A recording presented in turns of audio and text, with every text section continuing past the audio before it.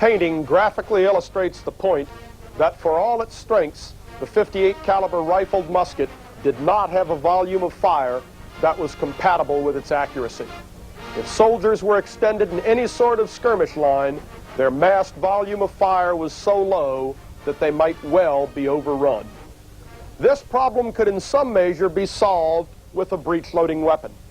The U.S. Indian Wars provide some perfect examples of the changes wrought by the breech-loader when it replaced the muzzle-loading rifled musket.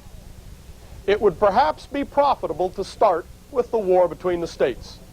Many historians are prone to criticize the decision makers in the war between the states as being stupid.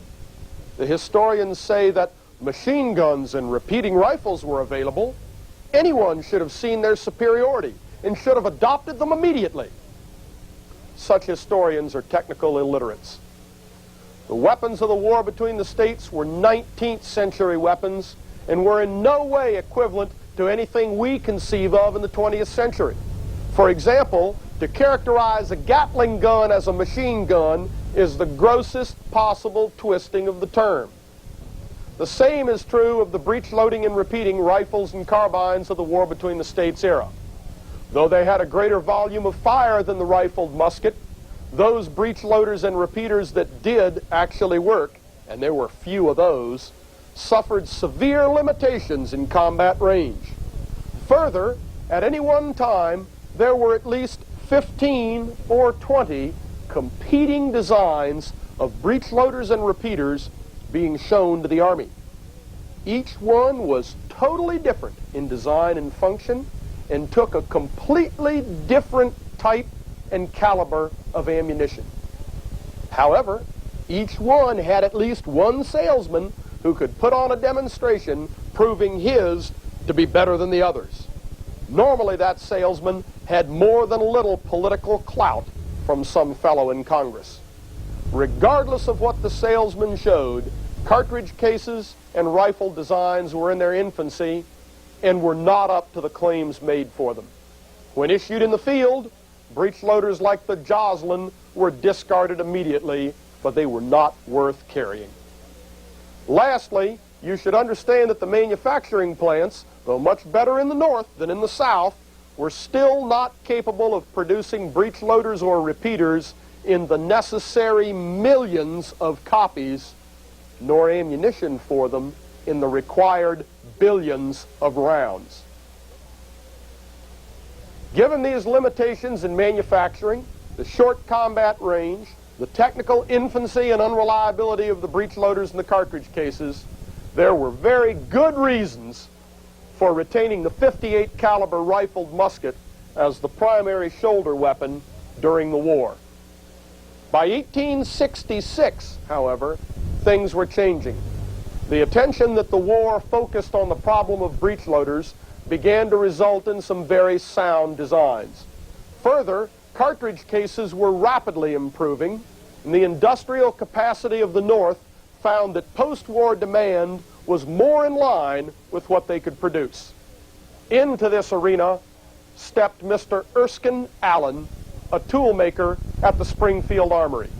He patented and showed to the Army his method of converting the Springfield rifled musket into a breech loader.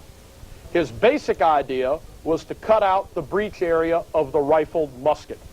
The resulting trough was filled with a breech block that pivoted upwards like a trap door. After discharge, the hammer was cocked, the lock released, and the breech raised. This extracted and ejected the old cartridge. The shooter then thumbed a new cartridge into the chamber, closed the breech, and was ready to fire.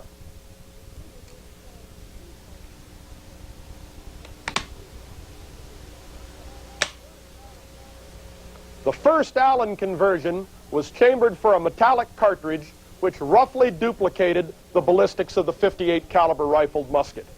By 1866, his second model conversion, which included relining the barrel to accept a .50 caliber center fire cartridge, was deemed suitable for general military use. I should emphasize here that none of this was possible without a practical centerfire cartridge case. The case held powder, bullet, and primer in one package. The cartridge case also served double duty by expanding against the chamber on discharge and sealing the powder gases in the barrel. This cartridge case is critical. The breechloader held the cartridge case, and the case sealed the gases. Back to Mr. Allen's rifle. It was adopted in July of 1866 and put into immediate production. By January of 1867, the first shipments of these rifles were on their way west. These rifles arrived on the frontier none too soon. Serious social discussions with the Sioux Indians were reaching a fever pitch along the Bozeman Trail in Wyoming and Montana during the period 1866 and 67. The Fetterman Massacre had just occurred, and the Army, with its post-war reductions in manpower, was having trouble holding on. The two major forts in the area, Fort Phil Kearny and Fort C.F. Smith, were adequately garrisoned and suffered no major risk of being directly overrun. Their wood-cutting and hay and water-gathering parties were in considerable danger. When confronted with isolated parties of whites, Indian tactics were simple. They attempted to close the range as much as possible, preferably by ruse or surprise. When it was time to join battle, they normally had one or two warriors expose themselves as firing dummies. As soon as the first volley was fired by the whites, the remaining Indians would charge pell-mell, knowing that at worst, the whites with muzzleloaders could fire one more volley before being overrun. In August of 1867, the Indians tried this at a hayfield outside Fort C.F. Smith and in a wood-cutting area outside Fort Phil Kearny. In both cases, they met with a large surprise as they suffered volley after volley in rapid succession. A comparison of what they expected and what they got looks like this.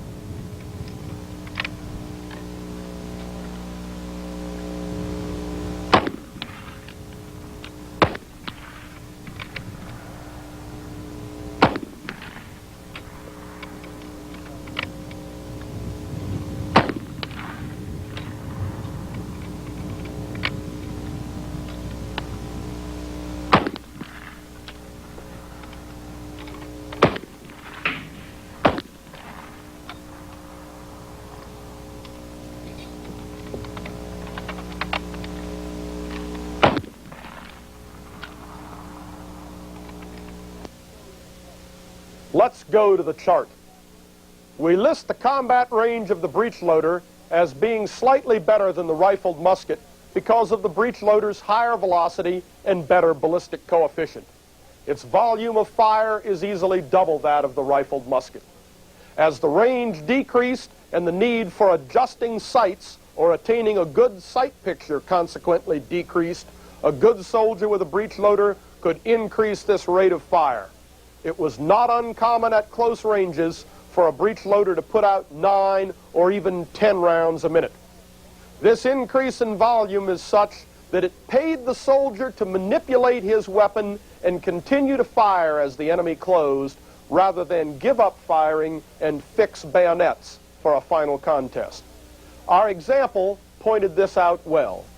The breechloader had gotten off 7 rounds in the same period that the muzzleloader had fired 2 and was midway through the loading cycle of his 3rd round. The breechloader could continue to fire while the soldier armed with the muzzleloader had no choice but to fix bayonets.